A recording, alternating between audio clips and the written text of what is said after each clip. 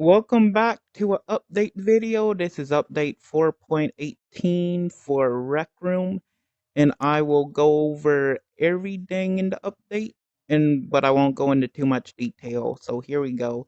We got the gun handle, and with the gun handle in this update, you can now turn on and off can reload. And in case you have it off or on, they have these chips, or you can set the reload rotation, the rate of fire, everything. Next, we have the projectile launcher. They added two new chips. The projectile launcher get projectile count, which gets how many bullets you got, and the projectile launcher set projectile count, which will set your projectile count. Moving on, we got these three new chips. We got player get right hand is dominant, which since my right hand is the dominant hand in this, it is true. But if someone had their hand not dominant, it would be false. Then we got the get formatted time, which I'm assuming it will get the formatted time, hours, minutes, seconds, or minutes, hours, seconds, however you want it.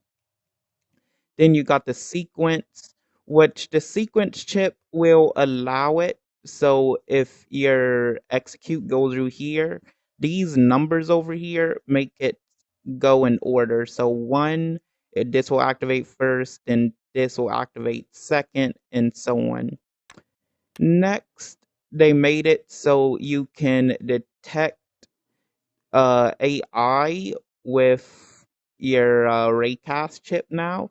So if I was to look at this, which I hooked it up to make it where it will tell me if I'm looking at it and I send test event, it will say the maker pin object.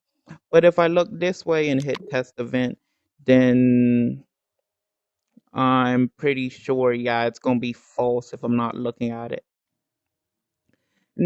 Okay, one more thing. They also fixed the bug, and now you can move this around. You can configure this, and you can delete it now, which you could not do before. The last update broke the AI spawn point.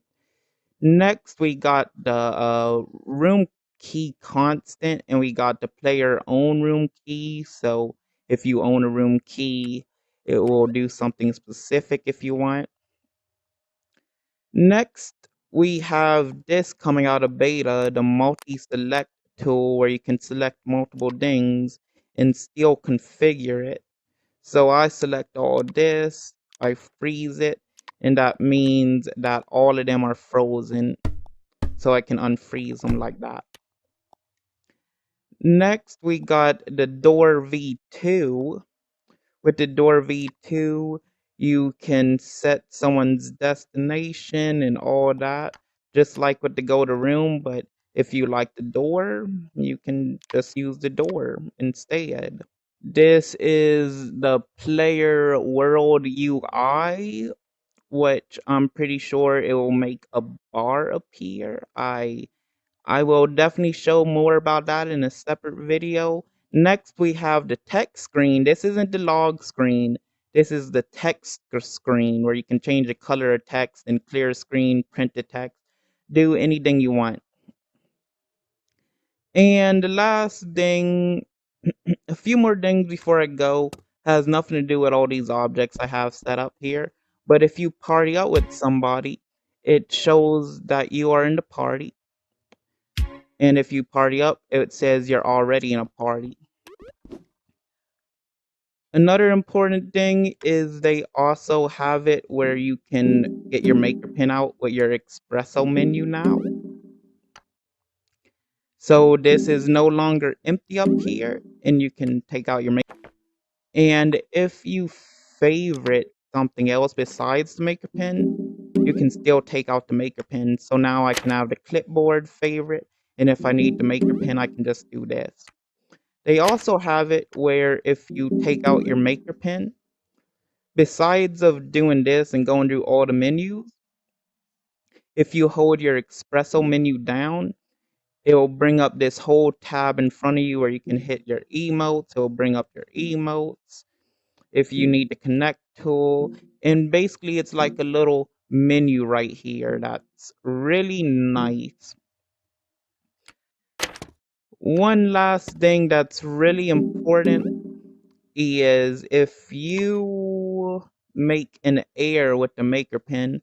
So for example, let's say I have this update 30 hertz a second, and I run it into here, and I run into the text gadget when this has nothing and it's just an error. If I do this, I'm going to get that error sound, which is annoying.